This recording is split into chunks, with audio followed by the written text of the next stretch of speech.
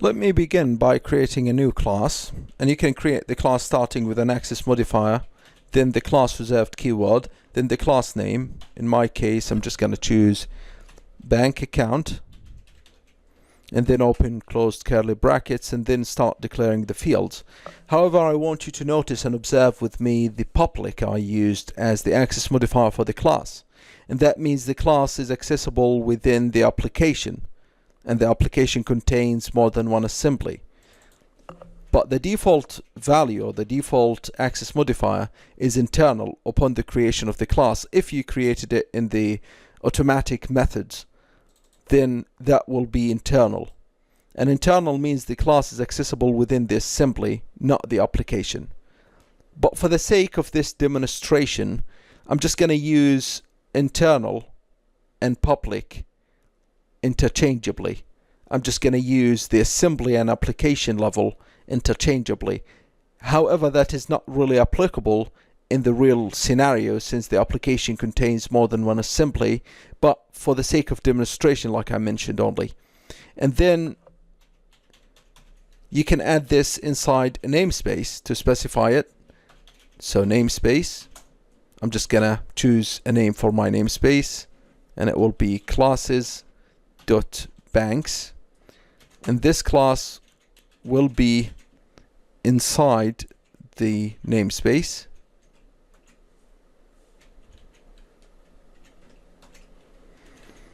And then you can start declaring the fields and the methods. There's another way, which is a shortcut in the keyboard, Control-Shift and A, and it will prompt this dialog, and you can choose the name of the class and hit add, and it will add a class for you. You can also go to the project's name, right click, add, and then new item or class, and then you can choose the class name, bank account, hit enter, and as you can see by default it's internal, but it will be prudent to change it to public since we need it to be accessible within the whole application. I'm just going to begin right now declaring the fields of the class. The first thing is the private name. Just going to use the camel case. The second one is the protected credit. The third one is the internal ID. And the fourth one, let's say the phone number. Alright. Now let me just move this aside and align it vertically with the program.cs to show you how we can access the fields in one assembly. So based on our definition, name will not be accessible from outside the class itself, so I won't be able to access it from program.cs. Credit will not be accessible from outside the class or the derived classes, so if the field is declared inside the class, it will be accessible inside the class, or if there is any derived classes, then the field will be accessible also from any of the derived classes. But since the program.cs is not derived from bank account, then I shouldn't be able to access it, and we'll see in a moment. The internal is accessible within the same assembly, and I told you for the sake of this presentation, I'm just going to use assembly and application interchangeably. So since they are on the same application, then ID should be accessible from program.cs, and phone number is public. That means it's accessible throughout the whole application, so it should be accessible from program.cs. Let's apply that. First, let's declare an instance of this class, bank account, and as soon as I clicked bank account, it immediately used the namespace. If I don't use the namespace, then it will show this squiggly line for me, and if you hover your mouse over the squiggly line, it will show you the type namespace name bank account could not be found. Okay, I'm gonna slightly change this namespace to banks since I'm gonna use more than one namespace. Okay, so using namespace classes dot banks, and then this should be, the compiler should be okay with this, and then bank account equals new bank account, Control K, Control D, and then bank account dot, that will prompt the IntelliSense. Sorry, I meant to use the object. Yeah, bank account dot, that will prompt the IntelliSense. If not, just click Control and space, and then you can see some fields or some methods that are on the level of generic classes. Like any classes will have the access to them, which is equal to string. Any object of any class will have the access to these fields or methods. But there are some specific fields for my class, which is name, credit, ID, phone number. I only have access to the ID since it's internal, and to the phone number. If you looked for name or credit, you won't find any because they're declared as private and protected. So for now, I'm just gonna add the ID 1, 2, 3, 4, 5, 6, 7, and then the phone number, which is +1 8 7 6 5 4 3 2 1. Okay, so how would I access the name and the credit if they're outside the class? The only way to do that is through setters and getters. So I'm just gonna declare a method called a setter method, which will set the name. It will receive a string called name or called received name, whatever you want to call it. You can call it whatever you want to call it. And then this dot name is a reserved word. This is a reserved word, and it means the bank account, which is the class itself. And then access the field inside the bank account. If you hit dot, the IntelliSense will tell you can access the name, phone number, ID, credit, anything. I'm just going to access this name, so name, equals whatever new parameter in here, which is name. You can change this name, and you can change it in here as well. But I'm just going to choose the same name. It is how we do it. Then the getters, which is the function that will retrieve the name, get name, return this dot name. Okay, now to the golden question. Someone might ask, why do I need to do setters and getters if I can just make this public? Well, the reason behind the setters and getters, which we call them properties, and we'll be introduced to a shorter way to do it, is to preserve the variables, to preserve the data fields. And the way to preserve them, or the way to preserve the values, is that you can control how they're passed to your fields from the getters and setters, preventing the customer or the user of the application from fiddling with them or passing wrong values. For example, if you declared public integer age, this age should be accessible no problem, right? And the value of the age can be set by the end customer or the end user, and it can be set to minus, negative value. Now, this will not throw any syntax error, but it will throw a logical error because the age shouldn't be minus, right? So in order for us to avoid this scenario, we'll just add it as private. Then we'll add getters and setters like public void set age, and then receiving an age. Okay, and then if the age is less than 0, we're just gonna throw an exception till it throw a new argument exception, or maybe argument out of range exception. Out of range exception, and then tell it you cannot do that. The age shouldn't be less than 0. If it's more than 0 or equal to 0, then it's no problem. This dot age equals age. Okay, and then public integer get age, return this dot age, just to keep the style. Gonna use this. Alright, now if you try to pass in a negative age using the set age and you run the application, then it will throw an exception telling you, oh, so the specified argument is out of range. And if you look here, you can see the age shouldn't be less than 0, which is the message that we just prompted to the user, right? You can also use console.writeLine instead of this, and it will work. So it's a way to preserve the data. Now let's continue.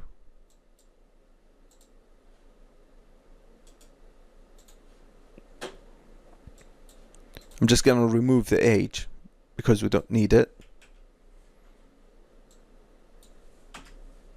Okay. Now the same thing for the protected field. I'm just going to create setters and getters. Public double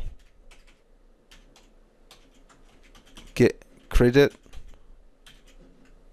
and then this will return the credit. There are setters as well. Public void set credit, and that will take double credit and set the credit. Now you can pass the arguments to the methods. Dot set name Edward and bank account dot set credit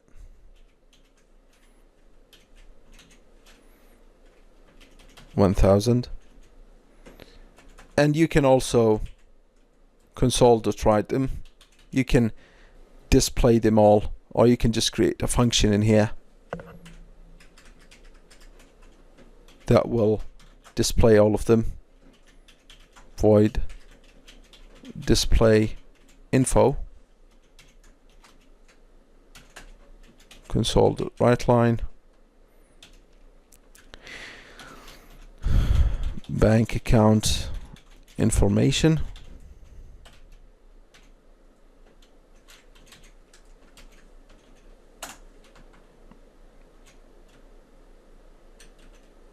Okay, the first one is we have the name, credit, ID, and phone number. Name,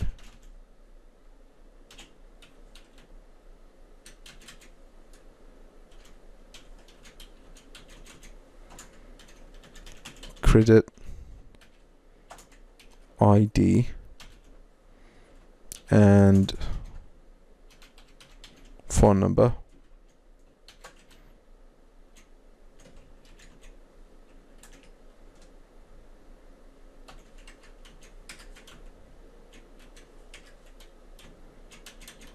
ID,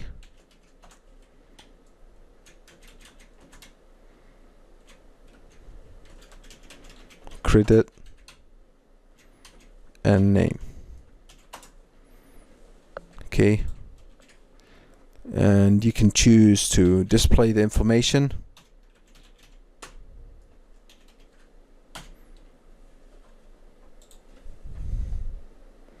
So the information: name Edward, credit 1000, ID, and phone number. In order for us to further investigate the access modifiers, I'm just going to create a class called the saving account using Control-Shift and A. Saving account, and this time I'm going to derive this class from the bank account, and I'm going to slightly change this. Instead, I can use the same namespace really, which is banks, It's alright, and I can use a separate namespace, but for the purpose of demonstration for this lesson, I'm just going to use a separate namespace just to show you that it doesn't matter whether it was within the namespace as the bank account or outside the scope of the namespace. So I'm just going to use saving account or accounts. Okay, and now this is saving account as the name of the class, and saving accounts is the namespace. Classes.saving accounts is the namespace. So I'm just going to move this aside so we can see. So since this class is derived from this class, so this class is the parent class and this class is the child class, we can also define this relationship as inheritance, like this class inherits from this class, inherits all of the properties that are public and protected, of course, and internal. So let's examine this theory. First, I'm just going to create two fields specified to the saving account. One of them is called overdraft limits, and one of them, I'm just going to call this Boolean, has checkbox. Okay, now in order for us to see whether we can access the protected field or not, we need to create a function. So I'm gonna create a function called setCredit, and this is just void setCredit, and has double credit, and it says this dot credit. Now this accesses the class itself. So since the saving account has the access to the bank account, so we should be able to access credit, right? And equals the credit in here as the parameter. Now if I remove this relationship, if I removed it, see what will happen. It says like this credit saving account does not contain a definition for credit. Why? It's because it doesn't exist in this class, and it doesn't have any parent class to read from. So now it has a class to read from. So now if we go to the program.cs and create another instance, okay, using classes dot saving accounts, and then we create a saving account equal new saving account, and then we give the fields values. Overdraft equals, it's an integer 500, saving account dot as checkbox false, and what else? Set credit saving account dot set credit, and then pass like 5,000. Okay, and then we decided to just display this information, so we can either create a function in here or just simply display them using console.writeLine. So overdraft is, and then saving account dot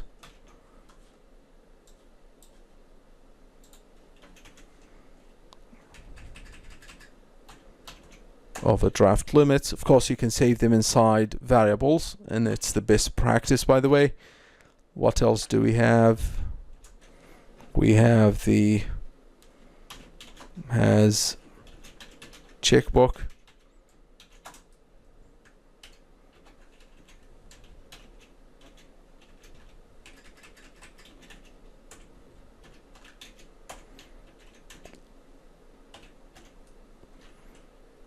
and we also have credit,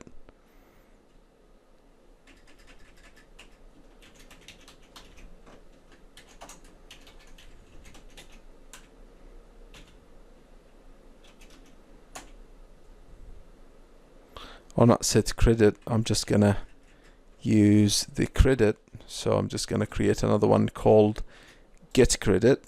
Okay, this time it will be get credit, and this will be set credit, camel case, and this will return this dot credit. Okay, so this is set credit now, and dot get credit. Okay, let's see. So now all the information have been displayed successfully.